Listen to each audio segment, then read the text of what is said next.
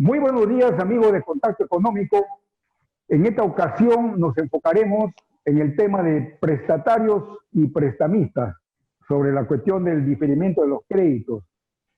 Y para este análisis contamos con la participación de dos prestigiosos economistas de nuestro medio. Contamos con la participación del licenciado Marcelo Núñez Arauz, quien ha sido presidente del Colegio de Economistas de Santa Cruz, fue funcionario de la banca y es docente universitario, además de ser uno de los principales miembros del Consejo Editorial de Contacto Económico ya por una década. Marcelo, tu saludo para nuestra audiencia, por favor. Gracias, Harold. Un saludo cordial a todos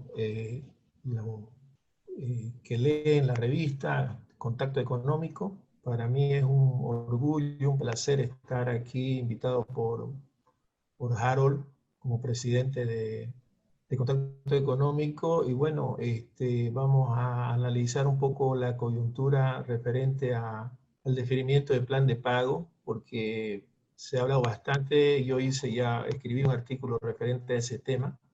Y aquí el tema es netamente técnico, ¿no? Viendo solamente los pros y los contras de qué es lo que puede pasar a futuro, digamos, con esa normativa que sacó, en este caso, la ARSI para los diferimientos de pago. Gracias, Harold. Gracias, Marcelo. También contamos con la participación del licenciado Juan Pablo Suárez, actual vicepresidente del Colegio de Economistas de Santa Cruz, secretario general de la entidad colegiada nacional, director de la Federación Iberoamericana de Jóvenes Empresarios y disertante en varios países, en las universidades del exterior, entre otras nominaciones. Bienvenido, Juan Pablo, y tu saludo para nuestra audiencia, por favor. Muchas gracias, Harold. Un saludo a la teleaudiencia, a la gente que lee la revista.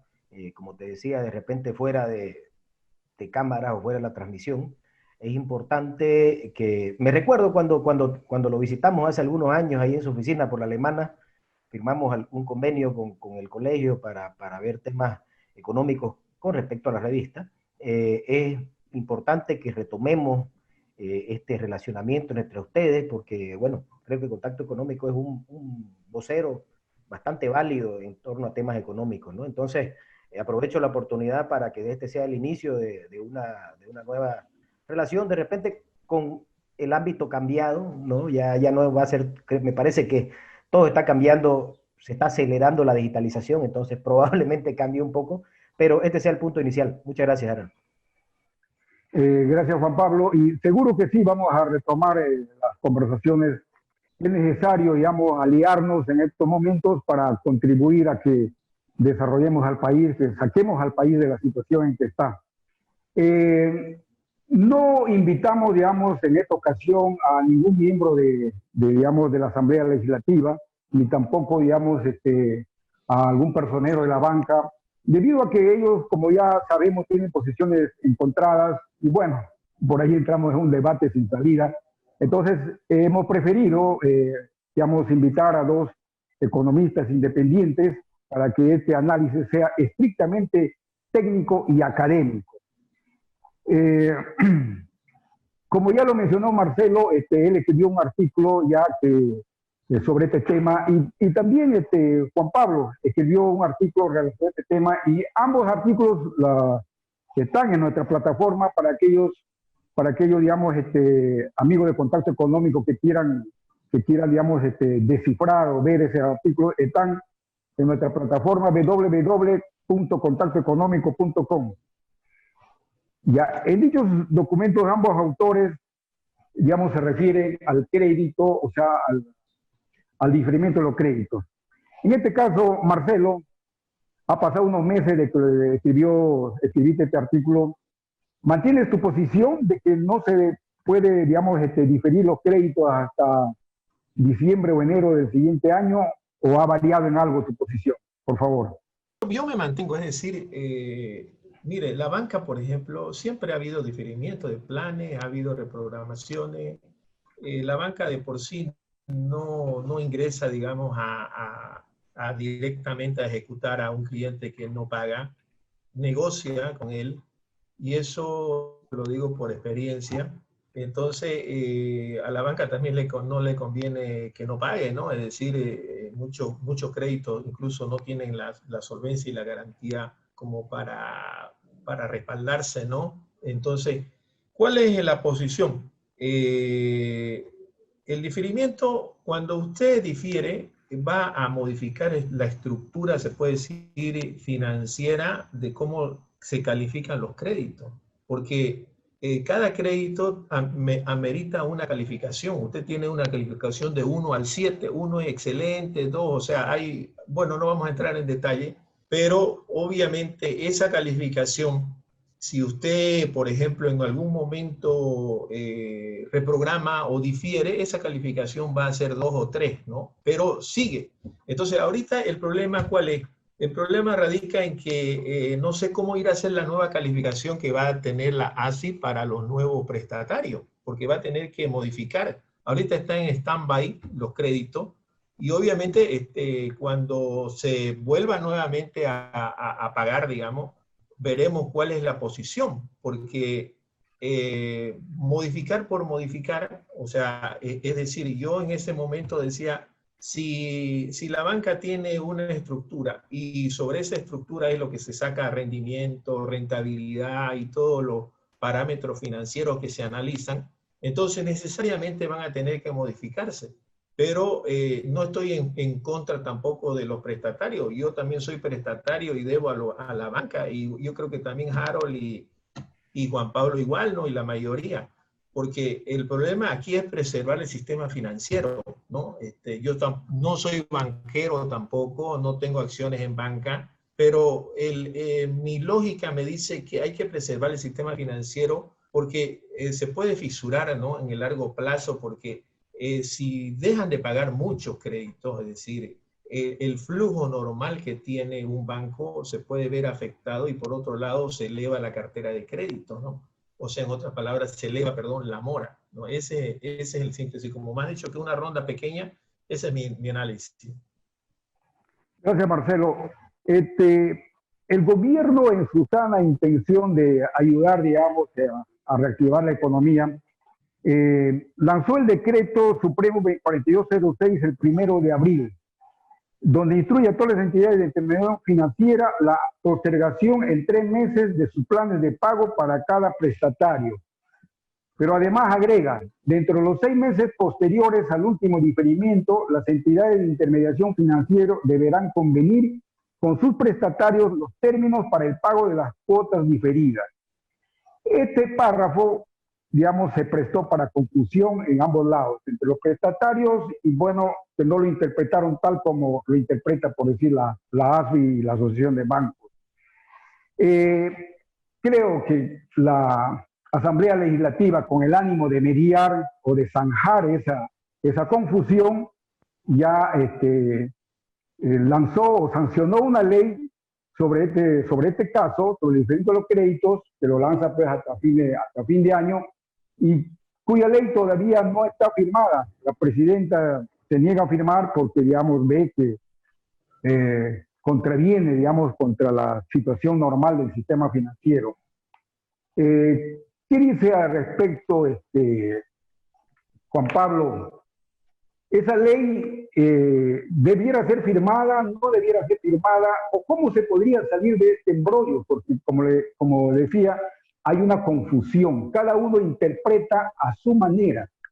¿Cómo salimos de esto? ¿Cómo se ayuda al prestatario? Sí, Harold. A ver, el tema, creo que cuando se mezcla lo político con lo técnico, es difícil que las cosas salgan bien, ¿no? El artículo que escribí, en realidad, me gané algunas tratadas, digamos, por ahí, que pro de los bancos, etcétera. Pero en realidad lo único que yo quise hacer notar es que en realidad los bancos, pues, no nos prestan su plata. En realidad los bancos son un ente, como dice su nombre, de intermediación financiera, que prestan la plata de los ahorristas, ¿no? Entonces, nosotros que tenemos que tomar en cuenta, y ojo, nosotros estamos en una situación excepcional, entonces hay que tomar medidas excepcionales, eso es muy claro. Eso es clarísimo. No podemos nosotros estar en la ortodoxia financiera, es decir, no, aquí me pagan porque me pagan, pero tampoco podemos irnos a los excesos de la ley de la Asamblea Legislativa del MAS, donde dice que nadie paga hasta el 2021, básicamente, y aparte dice que condona los intereses. Cuando hablamos de una condonación de intereses, nos estamos metiendo ya en un tema de privado, es más o menos como lo que es la ley de alquileres. Estamos diciendo a una persona, a alguien, cuánto va a cobrar, se está metiendo en el tema de su propiedad privada, ¿no? Entonces, la ley, bajo el entendimiento de que ya hay un deferimiento, que está claro, creo que para todos, hasta septiembre, ¿no? Es un exceso. ¿Por qué? Podemos ver varios datos, ¿no? Por ejemplo, si usted saca una ley hasta el 2021, nadie va a pagar. Pero tenemos que también tener en cuenta, Harold, que no todos los rubros han sido tan afectados. Si bien en su gran mayoría hemos sido afectados, hay rubros, por ejemplo, el de salud, que ¿por qué tendría que dejar de pagar?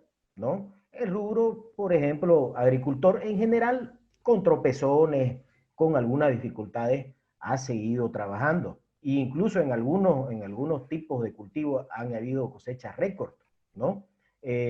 Por ejemplo, los asalariados del sector estatal principalmente han seguido recibiendo un salario en su mayoría. Seguro que hay algunos que están atrasados y con dificultades.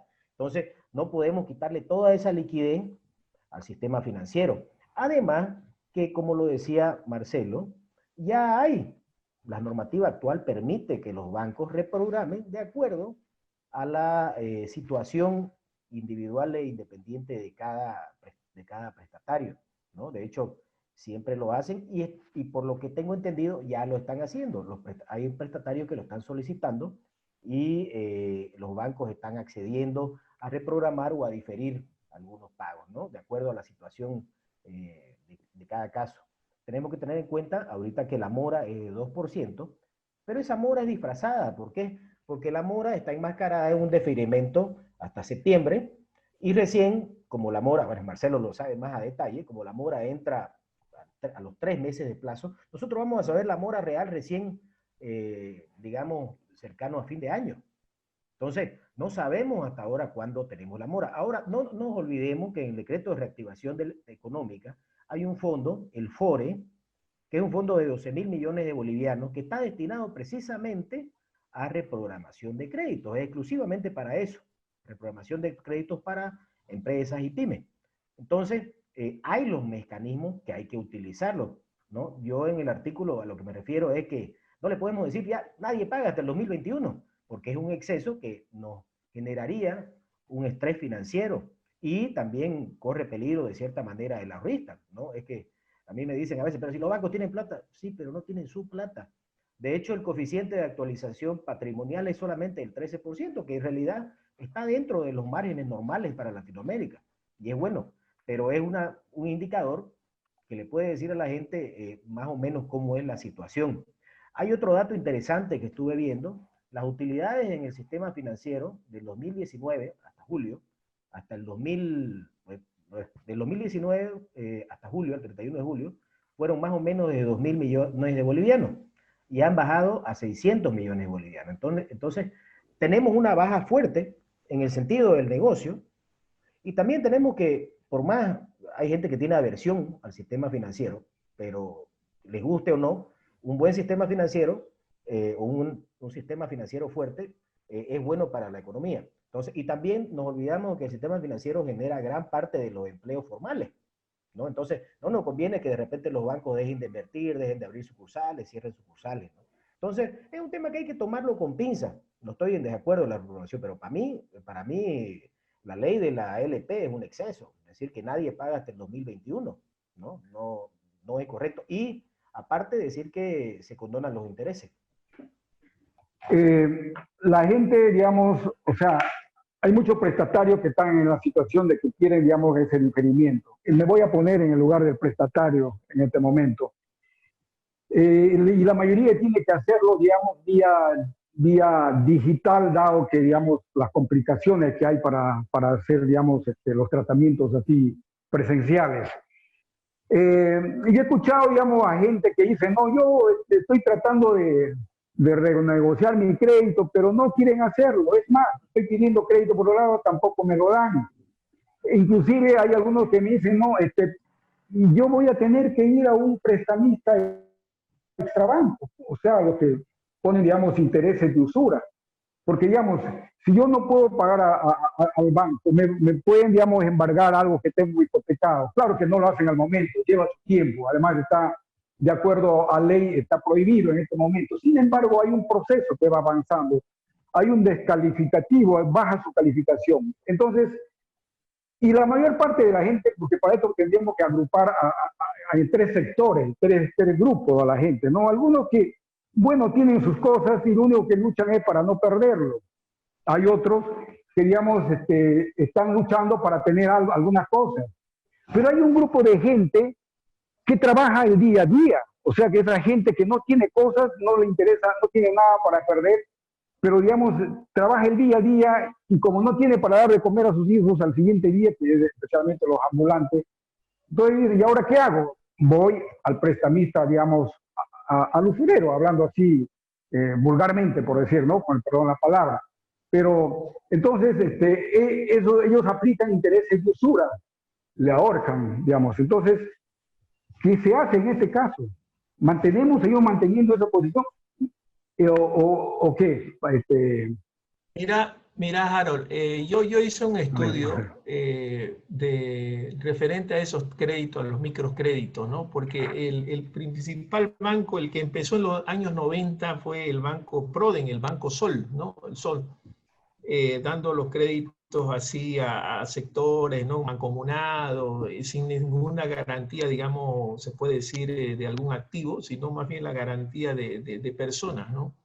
Y paradójicamente, después si quieren te lo muestro porque tengo algunas láminas ahí, es el banco que tiene más rentabilidad, ¿no? Pero al mismo tiempo sus costos son elevados. ¿Por qué? Porque necesita, digamos, qué sé yo, los oficiales de crédito están saliendo, viendo los mercados, a los comerciantes, a los pequeños industriales y las tasas de interés que cobran son elevadas, ¿no?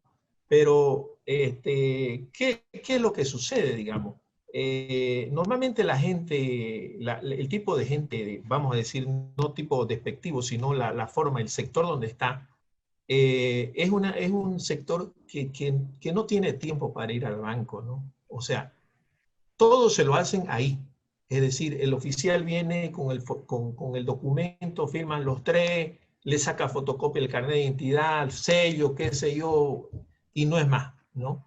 Esa gente no tiene tiempo, como comúnmente se hace nosotros, digamos que alguna vez sacamos crédito, que tenemos que ir al banco, presentar un montón de requisitos y lo demás.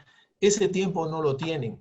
Entonces, yo, digamos, no me preocuparía mucho por ese sector, porque ese sector es el que normalmente fluye, consume y venden productos de primera necesidad. Y la primera necesidad siempre se va a consumir, ¿no? La crisis que viene ahora es la crisis de los bienes superfluos, ¿no? De bienes de lujo, qué sé yo, los salones de belleza, la billutería, la elegancia, zapatos, vestidos, todo eso, obviamente van a estar en crisis y para ello, digamos, hay que proyectarlo al futuro, digamos, ¿no? Entonces, yo creo que entrar en ese tipo, cada sector va a tener su performance y tiene su propio, se puede decir, sus propias connotaciones, ¿no? Un crédito no es el mismo que otro, un prestatario, ¿no?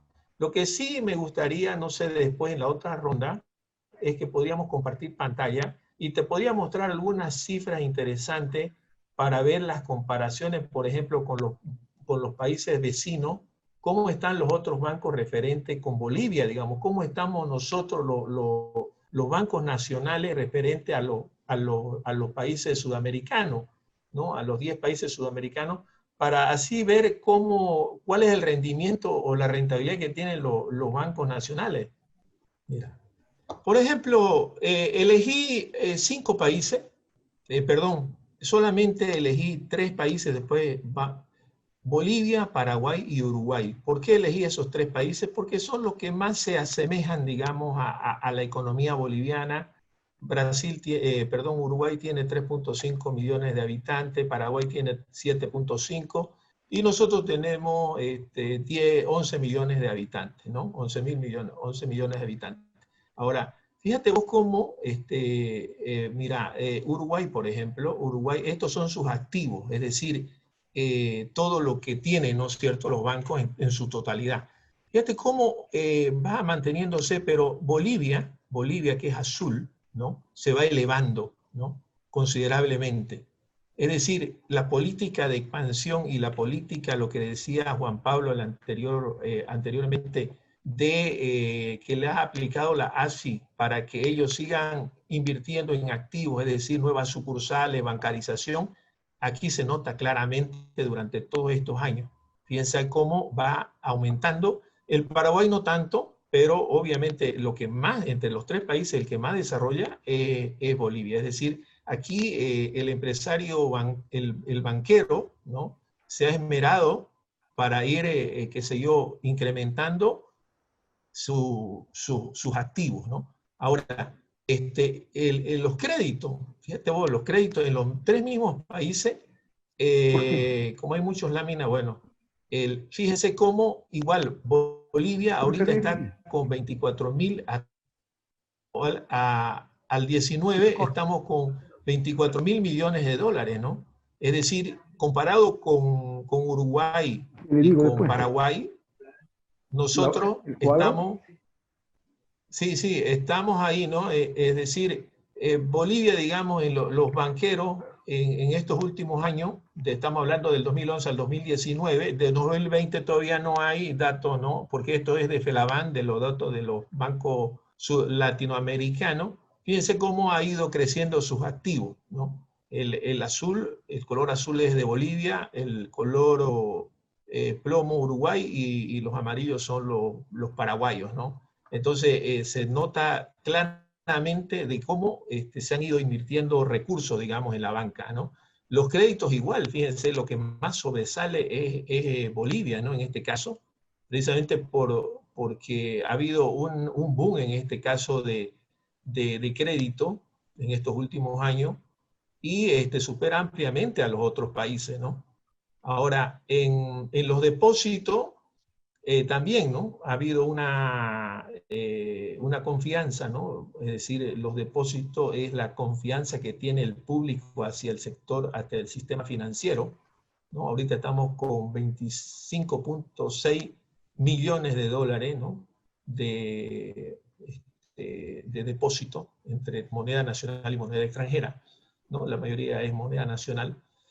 Entonces, ese es el panorama en el que estamos. Ahora, fíjate vos, el patrimonio de cada banco, digamos, de los principales países, nosotros, por ejemplo, en Bolivia tenemos 2.4 mil millones de dólares, ¿no? Es decir, fíjense que estamos casi parecidos al Paraguay y después tenemos al Uruguay. El patrimonio se mantiene, ¿no?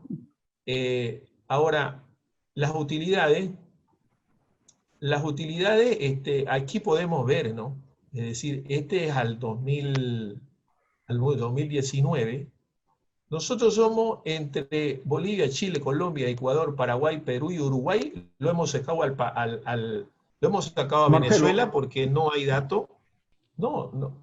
Y lo último, ¿no? Fíjate, esto es lo más importante, ¿no? La rentabilidad, ¿no? El ROE es la rentabilidad que dan los bancos, ¿no? Bolivia, al 2019, es la más baja entre Chile, Bolivia y Colombia. Todos los demás son la rentabilidad que ofrecen el sistema, ¿no? Que ha generado el sistema en este caso. Bueno, eso sería, digamos, eso es para corroborar de que en Bolivia, digamos, no como dicen, y también lo corroboraba Juan Pablo, que los bancos ganan mucho de eso. No, o sea, tienen una rentabilidad adecuada, digamos, pero si lo comparamos con los demás, es la más baja del sistema, ¿no? De todo en este caso de Sudamérica. Ok, con eso termino. Gracias, Marcelo. Es un interesante análisis, pero siempre cuando nos comparamos, digamos, con otros países, también es importante tomar en cuenta que la realidad sociopolítica también son diferentes. Entonces, no siempre una comparación, es mi criterio, ¿no? No siempre una comparación, digamos, de una determinada área va, digamos, directamente en proporción a la otra área. Entonces, obviamente interesantes los datos, pero Juan Pablo, ¿no crees que si la banca creara incentivos para aquellas personas que digamos, tienen posibilidades de hacer sus pagos? Por ejemplo, porque tú decías, y ahí está escrito en una parte de tu artículo, que dices, no se puede, digamos, reprogramar eso. ¿Por qué? Porque se desequilibra el sistema financiero y por otro lado hay gente que sí tiene posibilidades de hacerlo y no lo va a hacer por la cuestión de precaución o porque tiene esa facilidad. Sin embargo, si la banca, digamos, creara incentivos a aquellas personas, ya, bueno, aceptamos que se difieren los créditos hasta fin de año, pero aquellos que tienen posibilidades que paguen su crédito normal y como incentivo les condonamos los intereses o les reducimos los intereses a un 50% por ese periodo, por ese lapso de tiempo que podían haber aceptado, digamos, haber tomado el diferimiento, por un lado. Y por otro lado, ¿no creen que si el gobierno lograra, digamos, gestionar créditos para que pasen directamente para esta condonación, podría ser una alternativa para que no afecte la estructura del sistema financiero? Claro que en este caso tenemos la oposición, digamos, de la Asamblea Legislativa, pero yo creo que si se demuestra, el Ejecutivo le demuestra, digamos, al Legislativo, miren señores, ustedes están pidiendo, digamos, ayuda para ellos, están pidiendo que el diferimiento, ¿y de dónde vamos al diferimiento si ustedes no permiten, digamos, que recibamos dinero? Entonces, ¿no iría por ahí la cosa, Juan Pablo? Claro, Harold. A ver, yo siempre lo dije y el otro día con Marcelo, un grupo de economistas, tuvimos también una reunión por otro tema, por el tema de las AFP. Y lo que yo siempre les digo, y recalco, es que ahorita no podemos ser cerrados a nada. Tenemos que ver todas las opciones. La opción que usted da, por ejemplo, es buena y es cuestión de trabajarla. No podemos, y lo repito, lo voy a repetir 25 veces, no podemos ir al extremo populista de decir ya nadie paga, pero tampoco podemos nosotros como los bancos o los banqueros, mejor dicho, no pueden tener una ortodoxia financiera porque estamos en una situación excepcional y las medidas que tienen que aplicarse son excepcionales. El problema de los créditos que estaban, que de alguna manera publicitó, digamos, el gobierno nacional, es que no tienen plata, pues, Harold, ¿no? El decreto supremo de reactivación, habían varios fondos, uno de ellos era el FORE, que sí hay los recursos para eso, tiene un presupuesto de 30.000 millones de bolivianos, más o menos, millones de dólares, perdón. ¿Cuál es el problema? No hay la plata porque gran parte de los recursos vienen de la petroquímica y otro de los préstamos, ¿no? Y nada de eso lo va a aprobar la ALP por lo menos en el corto plazo, ¿no? Las soluciones que usted da o los ejemplos son soluciones que tiene que dar el sector financiero. Ellos tienen que adaptarse, tienen que decir, pero si hasta no sé, las telefónicas se han dado modos de poder recuperar, de poder cobrar, no sé, yo le rebajo, si usted me paga, ¿no? O sea, hay que darse ideas y de cierta manera también hay que entender que es una situación donde de cierta manera todos vamos a terminar perdiendo. El que no pierda no se va a poder adaptar. No estoy diciendo, yo no soy de la idea de decir hay que repartir las pérdidas, porque eso no es la lógica. En realidad la lógica es que se pierda menos. Pero bueno, sí hay que tomar medidas excepcionales y es urgente también que los bancos lo entiendan, ¿no? Que le den la facilidad a una persona que cuando vaya al banco o que pueda hacer su trámite de reprogramación por internet, ¿no? Que le respondan un email. Yo alguna vez quise hacer un trámite de un banco, tengo un crédito para que, por ejemplo, no me reprogramen, pero sí hay alguna flexibilización, un temita por lo menos en este tiempo, en esto, y no me respondieron nunca, por ejemplo, ¿no? Entonces, no estar poniendo trabas también, como le digo, a extremo, porque también le va a generar un problema. A los bancos no le conviene, Harold y Marcelo lo saben, no le conviene tener un montón de gente con calificación, con calificación mala, porque de cierta manera le fregas el circuito, ¿no? Entonces, todas las medidas yo creo que son aceptables y deben ser trabajadas, no hay que cerrarse a nada, ¿no? En conclusión, se podría decir entonces que la solución al problema de crediticio está en manos de ambos, solamente, digamos, en manos de los banqueros y del prestatario. Que el prestatario, digamos, entre en una negociación con su banco, ¿no? Que diga, bueno, estas es mis posibilidades y ustedes necesito que me apoyen, tampoco quiero abusar porque sé, digamos, que se puede afectar el sistema, pero apóyenme. Entonces, si hay una buena predisposición de ambas partes, entonces se puede, digamos, solucionar el caso de repente, no de todos, pero al menos de la mayor parte, ¿no? Porque queda ya a criterio mutuo.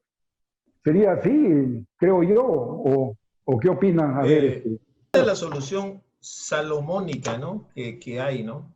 Pero todos sabemos, bueno, no todos, pero tampoco se necesita ser un experto en economía para darse cuenta de que hay sectores de que han sido golpeados tremendamente por la crisis y va a seguir porque obviamente, y hay que ser claro en esto, ¿no? O sea, no podemos, nosotros no somos políticos para estar dorando la píldora, ¿no?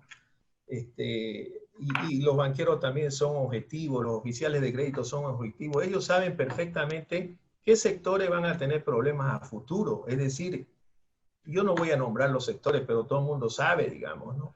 Entonces, ya Juan Pablo también lo dijo al comienzo, esos sectores o esos rubros en realidad, esos rubros a futuro van a tener problemas. Si no pagaron ahora, después en febrero o marzo del próximo año, igual no van a pagar, digamos, y lo mejor, digamos, es buscar otras alternativas. Lo que están haciendo ahorita, digamos, es diferir y dándole, qué sé yo, una pastillita para el dolor de muela, una aspirina, y después en febrero, marzo, abril del próximo año le va a decir, ¿sabe qué? Hay que hacer una cirugía porque su muela no es, hay que sacarle toda la dentadura, por decir algo, como decían por ahí los políticos, ¿no? Entonces, o los mismos economistas. El hecho es de que, y en esto hay que ser puntual, ¿no? El hecho es de que se metió mucha política a la banca, ¿no? Es decir, los políticos no pueden meterse en un sistema que ya está, se puede decir, normal. Fíjate que en los años 90, ¿no?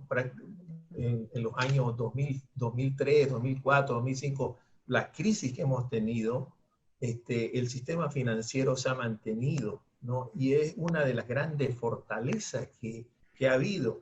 Entonces, hay que darle el carácter técnico a los banqueros. Los banqueros saben, o los bancarios saben, los oficiales, a quiénes van a prestar y a quiénes no. Y ellos pueden anticiparse a las crisis. Ahora, esta crisis que ha venido del COVID, nadie la esperaba, ¿no? Es decir, ha sido una variable exógena muy fuerte que la verdad es que nadie la esperaba. Entonces, pero y más aún con la cuarentena que hemos estado. ¿Cuántos días hemos estado? Más de 40 días, más de 60 días, más de 2 meses paralizados. Entonces, con eso también le hemos dado un golpe de gracia a muchos sectores. Entonces, ahorita la economía, ¿no? Desde mi punto de vista, pues está dividida entre los bienes, las actividades esenciales que se llaman, ¿no? Que son los productos de primera necesidad y algunas otras actividades, la medicina y todo eso, y los productos no esenciales, ¿no? Entonces lo que hay que tratar es buscar lo esencial.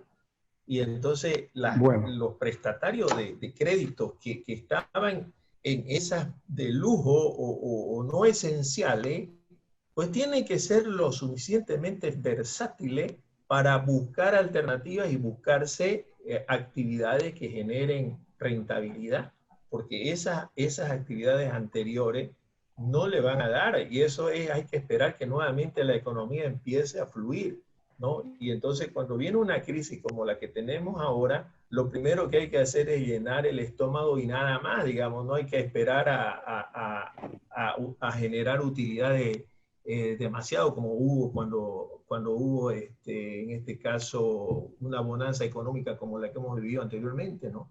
Bueno, ese sería gracias, mi Marcelo. análisis, ¿no? Ok. Juan Pablo, ¿qué opina sobre lo que menciona Marcelo? Por favor. Bueno, en realidad, y el hincapié que quiero hacer yo, estimado Harold, es que no podemos estar, como lo decía, siendo sectarios en nuestros conceptos. Ya hay una amarga experiencia entre los colegios y los padres de familia, que no tomaron de repente el camino fácil de ese cegamiento, de no acercarse, de no negociar. Nadie flexibilizó sus medidas y ya vimos con lo acabó, prácticamente un desastre, un año escolar clausurado, donde creo que nadie gana con esto, ¿no? Es lo mismo que le podría pasar, no sé, con un alquilante y un propietario que no negocian, y si el propietario también es intransigente, probablemente se quede, como decimos, sin soga y sin cabra, ¿no? Entonces, el mismo caso es con los bancos y los prestatarios. Es necesario que se haga la parte difícil, y lo difícil es ir a sentarse, negociar, ¿no? Es más fácil decir mis razones, yo no tengo, estoy fregado, me prohibieron trabajar 3 meses, y también el banco le podría decir, ¿sabes qué? Yo te presto la plata del ahorrista y yo no puedo correr riesgo, ¿no? Entonces, creo que es necesario que haya una flexibilidad, ahorita principalmente del sector financiero, ¿no? Realmente estoy agradecido por la participación de ambos. El tiempo nos quedó corto y también han quedado muchos temas, da pie para otros temas que quedaron en el tapete. Marcelo, un minuto tienes para despedirte y agregar algo más que deseas hacerlo, y después también va a ser Juan Pablo. Adelante, Marcelo. Gracias, Harold. La verdad, nos quedó corto, pero bueno, siempre se saca algo de conclusiones, ¿no? Es decir, tenemos que ver, o sea, nosotros estamos viendo el mal menor, ¿no? Muchos dirán, no, que se meten los economistas, los prestatarios, ¿no? Es decir, tenemos que ver de que el sistema sea sólido, ¿no? Y fíjense que un poquito a veces, bueno, hay mucha tela que cortar, ¿no? A veces yo comienzo a hablar y no me paro, digamos, ¿no? Pero, por ejemplo, la crisis del 2008, ¿no? Con esto termino, no se sintió que quebraron muchos bancos. ¿Pero por qué? ¿Por qué no se sintió? Porque los gobiernos intervinieron, o sea, colocando capital para que esos bancos no quiebren. La gran crisis que hubo en el 29, que fue desastroso, quedó en ruinas todo el sistema, no había bancos, no había aquí donde depositar, millones de personas desempleadas, fue porque no intervino el banco, los bancos, ¿no? En este caso el Estado. Entonces lo que hay que preservar es el sistema, ¿no? Todo el sistema. Con eso termino. Gracias, Harold. Gracias, Marcelo. Tu palabra es, Juan Pablo, de despedida. Gracias, Harold, gracias por la invitación. En realidad ha sido un espacio muy bonito de interacción con Marcelo, con tu persona. De nuevo, son importantes estos espacios que, dada la situación, se ha acelerado, digamos, la digitalización, pero es bueno, ¿no? Es bueno que compartamos ideas. Antes, de repente, para compartir ideas teníamos que hacer un churrasco y eso nadie lo veía. Entonces, ahora, de repente, mientras charlamos y formamos e informamos a la gente, ¿no? Entonces, gracias por la invitación, y como le dije al principio, presto de relanzar la relación entre el Colegio de Economistas de Santa Cruz y Contacto Económico, ¿no? Seguro que sí. Gracias a todos y gracias, estimada audiencia, y hasta otra oportunidad.